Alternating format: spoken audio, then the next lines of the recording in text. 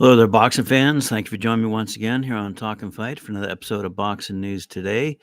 We've got a variety of stories from various fights, and of course, a few quips regarding Ryan Garcia and some news in the women's boxing world. Let's have a look now at some recaps. Down in Redwood City at the Fox Theater, middleweight fighter Peter Kamakov, formerly of Russia, now fighting out of Woodland Hills, California, became the NBA Continental Champion after scoring an 8-round majority decision win over a very tough Vaughn Alexander from St. Louis, Missouri. No question, Alexander had plans of his own, taking the fight right to Kamakov, but could not, uh, fight off the thundering blows, counter shots, which tested his will.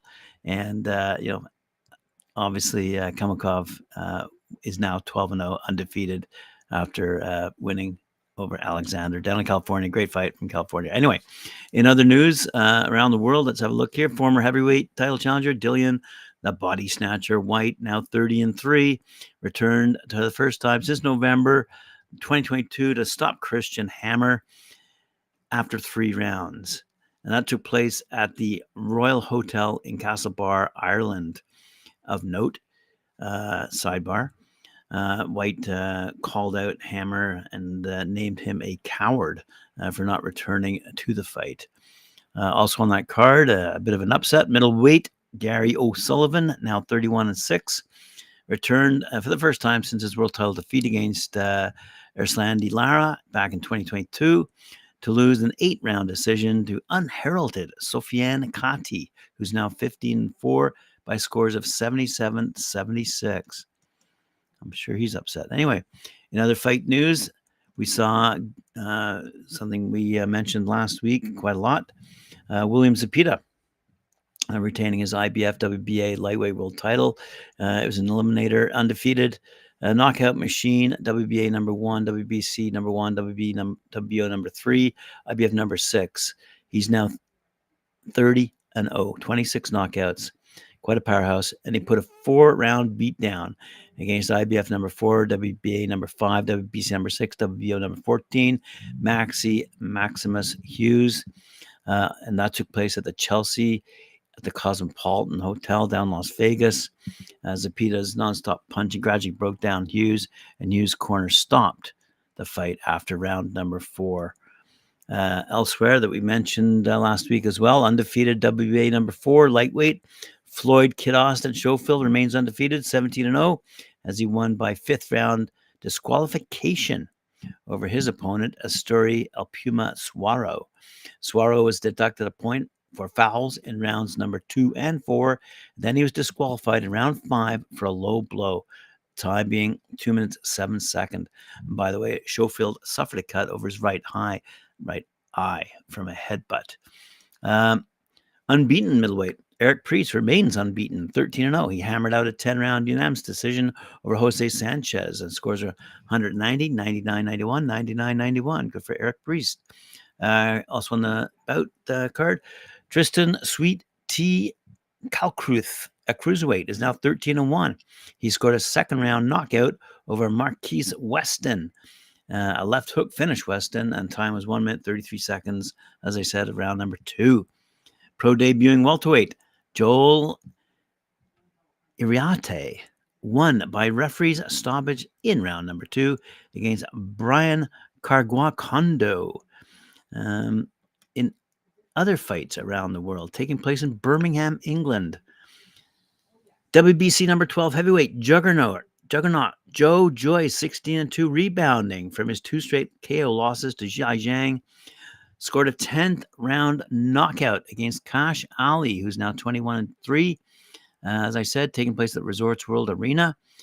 Joyce, the 2016 Olympic silver medalist and former WBO interim world champion, came in at a career-high 286 pounds and stalked Ali from the get-go. Ali connected with some clean rounds early on, but Joyce mainly bludgeoned him with slow, relentless punches. Sorry, not laughing, but that's a word we don't see often. Bludgeoned him with slow, relentless punches. And the end came with just 7 seconds left in the fight when Joyce dropped Ali for the count. In other news on that particular card, WBO number 5, IBF number 11, WBA number 12, WBC rank number 15, middleweight Nathan Heaney, 18-0-1. He's got that one because he could not beat Brad Pauls, and they battled to a hard-fought 12-round draw. Yet Heaney retained his British title. Undefeated, WBC number 5, IBF number 8, WBA number 14, super bantamweight Liam Davies, 16-0.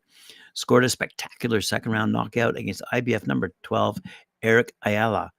An uppercut followed by a left hook dropped Ayala. He beat the count, but Davies immediately floored him again to end it at 1 minute, 17 seconds. On that card, super middleweight contender Zach Parker, 24-1, scored a 10-round unanimous decision over former WBA world champion Tyrone Zug. He's now 27-1.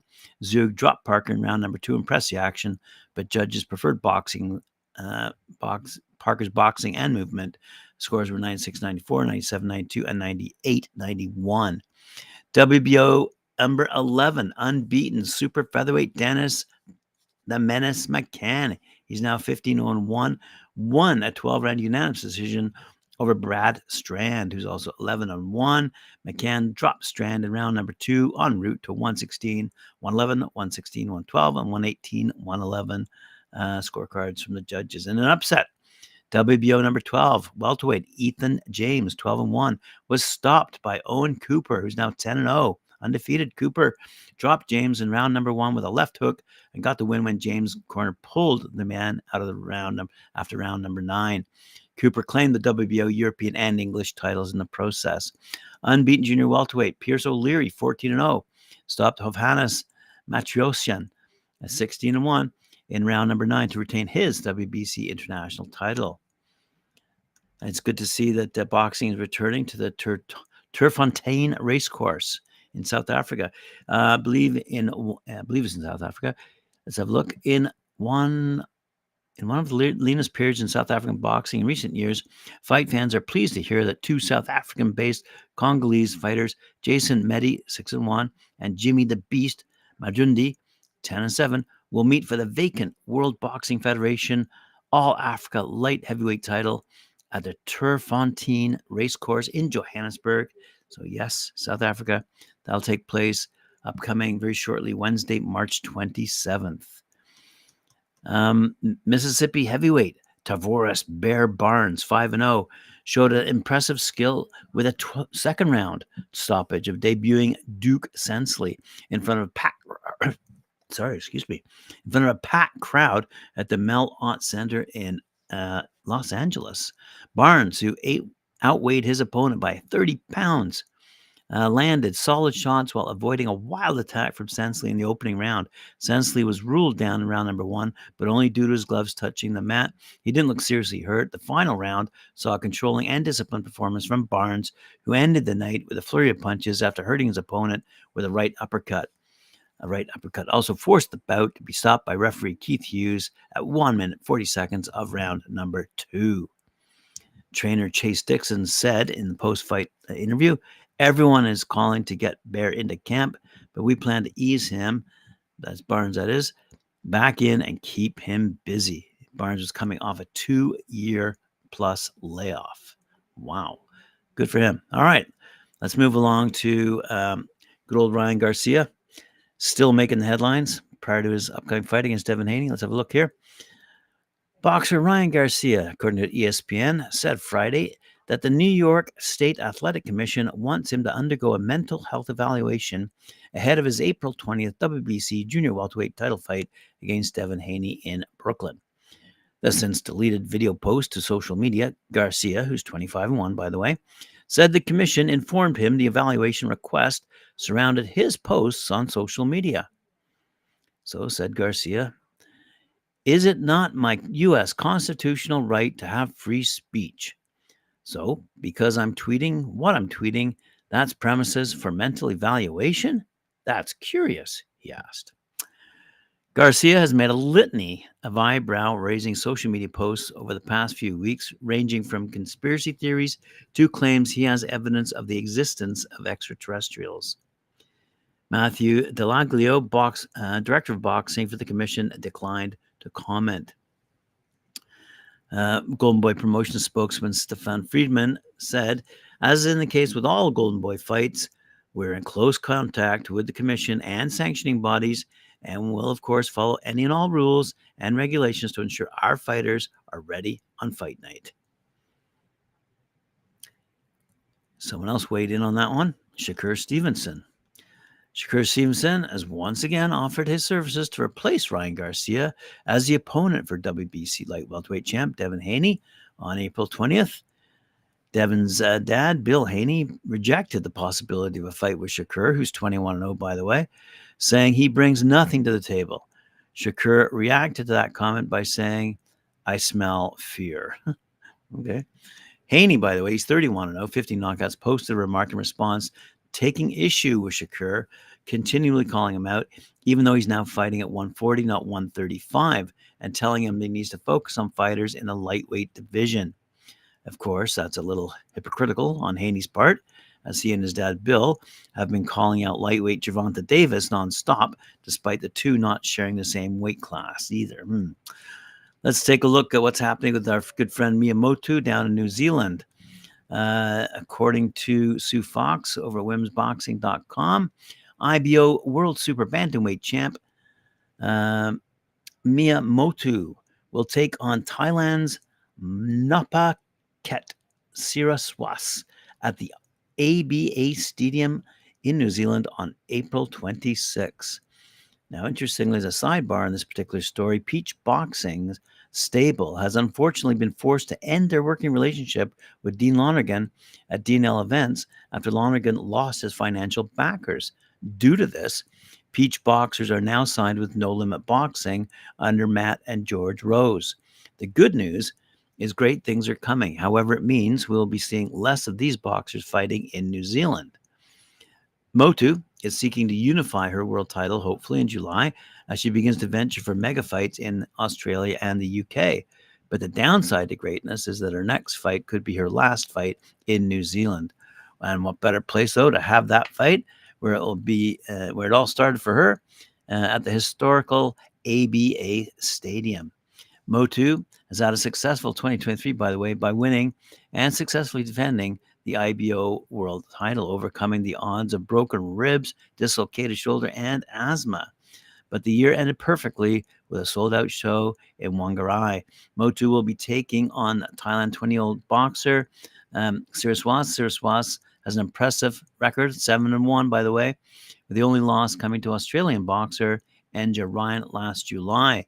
She has an amateur boxing background, with the highlight of her amateur career being reaching the quarterfinals of the Youth, Men's, and Women's World Boxing Championships in 2021. And this fight will be a non-title fight, however. This is to keep Motu prepared for the future mega fights in the UK. The undercard of this fight will showcase Isaac and Alina Peach, up-and-coming boxers, including Sonny Morini, Aaron Walsh, Emma Nesbitt, Dylan Archer, and Oliver Firth. Let's have a quick look at Aaron Walsh. Has had a very impressive amateur boxing career as well, becoming a 3-time New Zealand national amateur champ, 2023 Bobby Johnson Cup winner, competing at the 2022 Commonwealth Games, multi-time North Island Golden Glove Championship, and 2023 Pacific Games silver medalist. Walsh made her professional boxing debut in November 2023, maintaining an undefeated record in her professional boxing career. Emma Nesbitt and Dylan Archer are two big up-and-comers in Peach Boxing Gym. Nesbitt has won the last two of her three-fight boxing career, and her 2 wins being with international opponents. Archer is currently ranked number 1 in the super welterweight division in New Zealand, and he's been fighting difficult opponents recently in Fiji, with the last fight winning by 3rd-round stoppage over Jose Ravudi. Mea Motu, her possible last fight in New Zealand against Thailand's Siraswas will happen at the ABA Stadium April 26th, event live on CSN. a live local fight stream. Leading local fight live stream in New Zealand. Okay, anyway, CSN. There you go. Sorry about the kerfuffle at the end there. Let's talk about Malissa Smith, great writer, someone who's been featured on Talkin Fight and interviewed on Talkin Fight. She has a new book out called The Promise of Women's Boxing, and we have a book launch party announcement. If you're in the New York area, you might want to pop along to Gleason's Gym, June 15th. The book is about a timely exploration of modern women's boxing from its first inclusion in the 2012 Olympics to today, featuring such trailblazers as Katie Taylor, Amanda Serrano, Clarissa Shields, and more. On April 30th, 2022, the first boxing super fight of this era, headlined by two women, fought at Madison Square Garden, lived up to its hype and then some. The two contestants fought the battle of their lives in front of a sold-out crowd and garnered 1.5 million views through online streaming. It was the culmination of a long 3 centuries arc of women's boxing history, a history fraught with highs and lows, but always imbued with the heart and passion of the women who fought. In The Promise of Women's Boxing, a momentous new era for the sweet science, Malissa Smith details the exciting period from the 2012 Olympics through to the true million-dollar baby women's super fights of 2022 and beyond. Rich in content, the stories that emerge focus on boxing stars, new and old, important battles, and the challenges women still face in boxing. Smith examines the development of the sport on a global basis, the transition of amateur boxers to the pros, the impact of online streamlining of the sport, the challenging boxing has faced from MMA, and the unprecedented gains women's boxing has made in the era of the super fight, with extraordinary 7-figure opportunities for elite female stars. Featuring the stories of women's boxing icons, Katie Taylor, Amanda Serrano, Savannah Marshall, and more, with a foreword by 2-time Olympic gold medalist and 3-time undisputed champion Clarissa Shields. The Promise of Women's Boxing offers unprecedented insight into the incredible growth of the sport and the women who have fought in and out of the ring to make it all possible. Now, speaking of in and out of the ring, we have a couple of quick little tidbits here. Francis Ngannou has revealed he's still having medical tests a week after his brutal knockout loss to Anthony Joshua. As we all know, AJ finished the ex-UFC champion in 2 rounds, following 3 knockdowns and one rather ruthless right hand to finish it.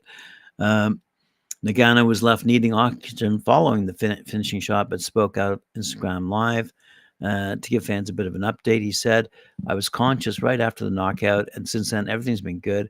I'm still going to run some medical work just in case." And as we all know, he had dropped Tyson Fury a while back on his boxing debut, only to lose a controversial split decision back in October. But Joshua, shall we say, helped restore order in the ring just 5 months later with his emphatic finish. And to conclude today's show, let's give a shout out to boxing legend Roberto Duran, who was in hospital recently for a heart issue, which was complicated due to atrioventricular blockade. And he has gotten a pacemaker that should help him continue on. I believe he's in his 70s. So let's see that Roberto Duran wins that battle and continues on with his. We see him in the news quite often making comments. So let's hope that he continues in the fight world, and good luck to him. Right on. Thanks very much for joining me here on Talkin Fight. Appreciate it. Hope you're liking the new screen I got going here. Like, share, and subscribe me. Appreciate it very much. And we'll see you again at 11 a.m. here on Talkin Fight for more news from around the world.